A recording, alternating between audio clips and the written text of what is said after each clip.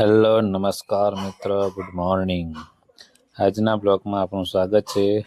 આજે હું તમને બતાવું અમારા ગામનો ધાબા પરથી નજારો. તો હવે આપણે દરવાજો ખોલીએ છીએ અને ધાબા પર જઈએ.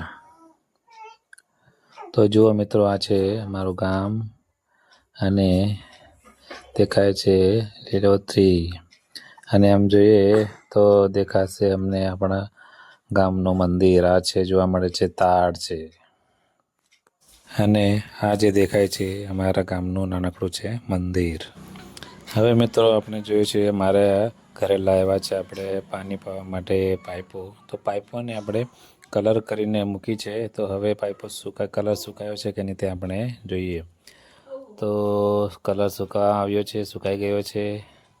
એટલે હવે પછી એને આપણે બાંધીને મૂકી દઈશું. તો બધી કલર કરી દો, કારણ કે ઓળખાઈ જાય માટે કલર હવે બપોર થવા આવ્યો છે. તો જમવાનું શું છે આપણે રસોડામાં જઈને જોઈએ.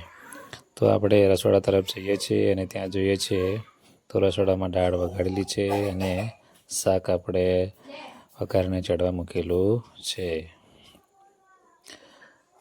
તો શાક જોઈએ તો આપણે ટીંડોળાનું મસ્ત મજાનું શાક બનાવેલ છે. તો હવે જમવાનું થોડા સમયમાં તૈયાર થાય. મારે ગામડામાં ચૂલા પર જ જમવાનું બને છે. તો આપણે તવા પર ચડે છે મસ્ત મજાની રોટલી અને ગરમ પાણી પર ચૂલા પર જ ગરમ કરીએ છીએ.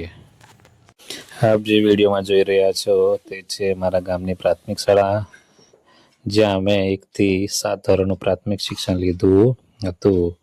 તો આ છે અમારા ગામની પ્રાથમિક શાળા.